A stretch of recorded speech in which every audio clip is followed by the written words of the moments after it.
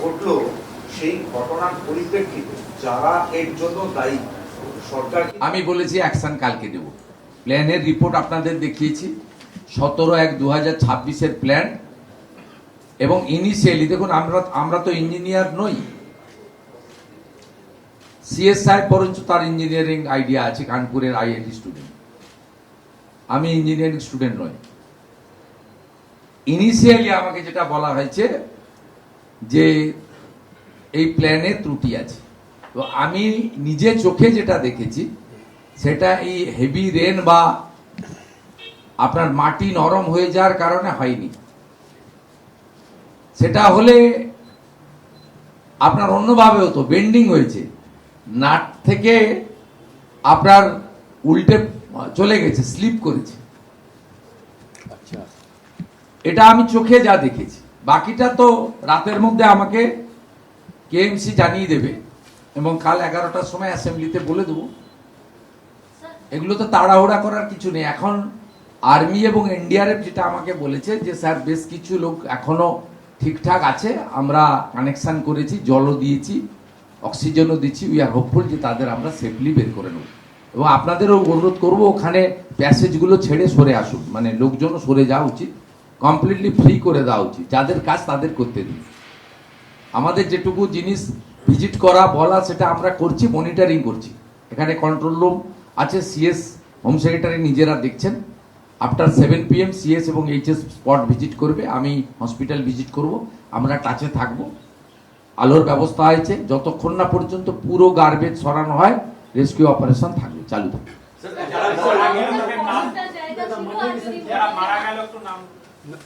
Identify হয়নি, সব হয়নি। তিনজন যে নাম মারা গেছেন, রোহিত চৌধুরী, কৃষ্ণা চৌধুরী, একটা আননোন। আর যারা আহত হয়েছে দুর্বাসা মাল্লাম, মণিচাঁদ কুমার, শহীদ কুমার, রাজেশ রুইদাস, বিশ্বপ্রকাশ, বোদন মুন্ডা, রাজেন্দ্র রাও, রামপ্রসাদ চৌধুরী। এক্ষুনি বলে একটা কথা বলবো, এই মৃতদের এটা নামের তালিকাটা একটু যদি আপনি রিলিজ করে দেন আমাদের গ্রুপে, তাহলে একটু সুবিধা হবে। সেটা করে একটা প্রশ্ন, সেটা হচ্ছে এর আগেও বিশেষ করে ভোটের আগেও দেখা গিয়েছিল যে বাইপাসের দিকে একটা গোডাউনে আগুন লেগেছিল এবং অনেকটা ম্যাসাকার হয়েছিল, অনেক কিছু। তো এরকম প্রচুর গোডাউন রয়েছে যেগুলো নিয়ে অনেক কোয়েশ্চেন রয়েছে, ওদিক থেকে অনেক সবাই জানে তো, টাকা নিয়ে সব দিল ছেড়েছে। টাকা যে আমরা তো আস্তে আস্তে রেকটিফাইড করতে হবে, আমরা ব্যবস্থা নেব। আমি দেখুন ক্রেডিট নিতে চাই না, কিন্তু এই ইনসিডেন্টটা আপনারাই বলবেন। আগের সময় হলে আর্মিকে ডাকা যাবে না, এনডিআরএফকে। আরে আপনার ওই স্টিলের যে কংক্রিটের চাঙড় কাটার মেশিন নেই, আপনি আর্মিকে ডাকবেন না, এনডিআরএফকে ডাকবেন না, আপনার ক্রেন নেই। আপনি যে হিউজ লাইফকে সেভ করে দিয়েছে যারা স্টার্ট করেছে, এটা তো আমরা তো কমপ্লিটলি একদম 5টা স্পেশাল উইংসকে অল টুগেদার করে দিয়েছি। Army, NDRF, civil defence, fire, police, KMC, 6টা উইংসকে একসঙ্গে করে দিয়েছি।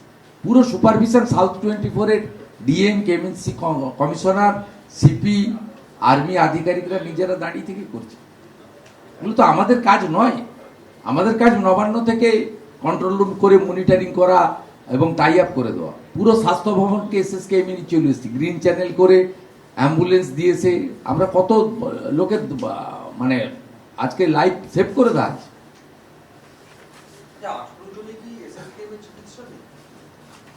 না, সবাই জন্য চিকিৎসা লাগেনি, অনেকে অক্ষত বেরিয়েছে। 3-4 জন একটু সিরিয়াস আছে, বাকিটা আমি গেলে বুঝতে পারবো। এসএসকেএমে 10-11 জন আছে যাদের ভর্তি আছে। 8 জন। এই 3 জনই কি শ্রমিক, মানে 9 জনকে অ্যাডমিশন। এদের পরিচয় কি শ্রমিক ওখানে কাজ করছে? হ্যাঁ, এরা সব লেবার না। আন্ডার কনস্ট্রাকশন যেটা বললেন বন্ধ থাকবে অডিটের জন্য, অডিটের জন্য সেটা আন্ডার কনস্ট্রাকশন, বিল্ডিং অডিট এবং সাইট প্ল্যান ঠিকঠাক নিয়েছে কিনা। আচ্ছা, যেগুলো 1 মাস টাইম দিয়েছে, এমন কি আছে এই বর্ষার সময় এমনিতে কাজ হয়? সেটা না, যেগুলো অলরেডি রয়েছে, এর মধ্যে যেখানে হসপিটালে কাজ হচ্ছে, যেখানে ফায়ার ব্রিগেড স্টেশনে কাজ হচ্ছে, সেগুলো ছাড় থাকবে। এমার্জেন্সি সার্ভিসে থাকবে।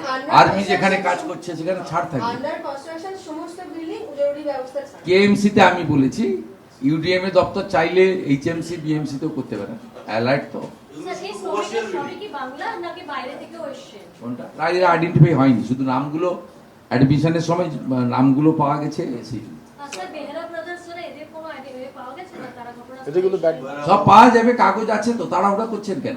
অ্যাসেম্বলি চললে এর থেকে বেশি বলা যায় না। বলি বলছি যে কিন্তু একটা জিনিস বলুন, 2016-তে বড়বাজারে ব্রিজ ভেঙে ছিল, তারপর আবার এই ঘটনা ঘটলো। তার মাঝখানে একটা ঘটনা ঘটেছে, কিন্তু গার্ডেন নিচের ঘটনা ভুলে যাচ্ছেন। বাড়ি ভেঙে পড়েছে, একটা লোককে তো জীবিত বের করতে পারেননি, 13 জন মারা গেছে, 13ই মরেছিল, কিন্তু একটাও তো জীবিত বের করতে পারেনি। কিন্তু এই এত 72 ঘন্টা ধরে রেস্কিউ চালিয়েছিলেন চাঙড় সরানোর জন্য, তাও তো লোহার ছিল না, কংক্রিটে পাথর চুন সুড়কি ছিল। স্যার, এত- টাকার বিনিময়ে এগুলো হলে তার ফল এগুলোই হবে। কম্প্রোমাইজ করে করা হয়েছে, এক্সচেঞ্জ অফ সামথিং। दादा आज आप गए थे घटनास्थल पर, क्या देखा है? जो अभी सब इस तरह से आपने लाइव देखा है, सिचुएशन क्या है अभी तक, कितने रेस्क्यू किया गया है? देखिए हादसा तो बहुत बड़ा है, लेकिन जिस तरीके से तुरंत 12-7 बजे दोपहर हादसा हुआ, 12:45 एक से ही काम शुरू कर दिया कलकत्ता पुलिस, सिविल डिफेंस और केएमसी के लोग। 1:30-2 बजे से ही वहां joint CP, KMC commissioner, CP, civil defence, fire brigade के लोग मॉनिटरिंग करना चालू कर दिया। मैं और सीएस भी 2 बजे से चालू कर दिया मॉनिटरिंग। 2:30 बजे आर्मी का साथ बात हो गया, 3:20 में आर्मी एनडीआरएफ जाकर संभाल लिया, पूरा जॉइंट किया, काम हुआ है, काम अभी भी चल रहा है। अभी भी तो पूरा फाइनल कंक्लूजन में आना ठीक नहीं होगा। अब तक 21 रिकवर हुआ, उनमें 3 out of 21, 3 death, 18 alive, 9 are ongoing under treatment in SSKM hospital. Compensation की भी आपने ये कल डिक्लेयर करेगा असेंबली में 11 बजे, मैं स्टेटमेंट करूंगा। आप रेस्क्यू ऑपरेशन होने दीजिए। जब स्पॉट में मैं खुद स्पॉट विजिट किया, वहाँ जो पुलिस से लेकर, सिविल डिफेंस से लेकर, फायर से लेकर, केएमसी से लेकर एनडीआरएफ और आर्मी का जो कर रहा है आधिकारिक के साथ बात किया। मेरा साथ और भी 3 मंत्री थे, तो उन्होंने बताया, अभी भी आर्मी बताया, एनडीआरएफ बताया, अंदर में बहुत लोग जिंदा है, हम लोग पानी दे रहा है, संपर्क में है, उन लोग को निकलने दीजिए।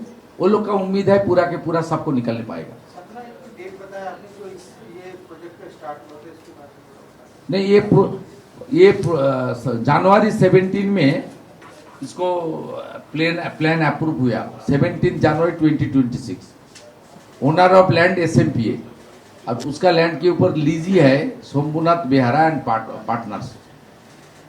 बाकी इनिशियली जो लैंडस्केप है आपका प्लान है, उसमें थोड़ा माने इनिशियली जो मिला है प्लान, गलत प्लान सैंक्शन किया गया है। बाकी तो और भी टाइम लगेगा, इतना जल्दीबाजी भी कॉन्क्लूजन में आना ठीक नहीं होगा। वो दे देगा, आपका मीडिया ग्रुप में दे देगा। कुछ सीएस आपको पूछना है? তাই কমিটিটা একবার থাকবেন, কে কে কমিটিতে কে কে থাকবে রিপিট করবেন, কমিটিটা একবার রিপিট করবেন, কমিটিতে কে থাকবে যেটা অডিট করবে, audit committee. Building ongoing building committee, সেটা কেএমসি কোঅর্ডিনেট মনিটরিং করবেন, তার সঙ্গে পিডব্লিউডি থাকবে, সিভিল ডিফেন্স থাকবে, ফায়ার ব্রিগেড থাকবে, কেএমডিএ থাকবে, আর মেট্রো এবং পোর্টকেও প্রয়োজন মতো তাদের এলাকায় কোঅর্ডিনেশন বা যোগাযোগ কমিউনিকেশন রাখা হবে। কেএমসি এটাকে কোঅর্ডিনেট করবে, দাদা পুলিশ তো থাকবেই অবশ্যই। দাদা আপনি বললেন যে আপনি ভিজিট করার সময় দেখেছেন যে সরকারের হাতে ওই লোহার চাঙড় কাটার মতো যন্ত্রপাতি। না না, এটা আমি আগেই ফোনে জেনেছি। আমার সঙ্গে যখন সিএস সাহেবের কথা হয়, তখনই আমরা দুজনে ঠিক করি যে ওখান থেকে যারা কাজ করছিলেন, জয়েন্ট সিপি, কমিশনার, তারা বলছিলেন যে, এবং আমাদের যিনি মিউনিসিপ্যাল অ্যাফেয়ার্সের প্রিন্সিপাল সেক্রেটারি বলছিলেন যে এনডিআরএফ বা আর্মি এলে ভালো, এত লোহার সলিড স্ট্রাকচার পড়েছে, এটাকে ক্রেন দিয়ে তুলতে গেলে আরো ক্ষতি হয়ে যেতে পারে, এটাকে ড্রিল করা দরকার। সেই মেশিন এনডিআরএফ এবং আর্মির কাছে আছে। এখানকার যিনি আর্মি আধিকারিক আছেন তিনি সিএস কথা বলার পরে ফর্মালিটি মেনটেন করার আগেই ফোর্স এবং ইকুইপমেন্ট পৌঁছে দিয়েছেন। এটা উচিত তো, ওটা তো ডিজাস্টারে এই কোঅর্ডিনেশন তো আগে ছিল না। কে কেন্দ্র, কে রাজ্য, কে কোন দলের, কে কোন সরকারের, এসব ভাবনা চিন্তা করে হতো। যাক, ঘটনা ঘটেছে এবং আমরা ব্যবস্থা নিয়েছি। আমরা আশা করব যে মৃত্যুর সংখ্যা আর না বাড়বে না। যারা আহত হয়েছেন চিকিৎসা নিয়ে ফিরে পাবেন। যারা এখনো ভিতরে আছেন, আমাকে এনডিআরএফ আর্মি অ্যাসিওর করেছেন যে সবার সঙ্গে আমাদের কন্ট্যাক্ট হয়ে গেছে। আমি প্রে টু গড তাদের যাতে স্মুথ এবং সুস্থ অবস্থায় রিকভারি করতে পারে আমাদের রেস্কিউ অপারেশন টিম, এটা আমি প্রে করব ভগবানের কাছে। Thank you. Thank you sir. ABP Ananda, এগিয়ে থাকে, এগিয়ে রাখে।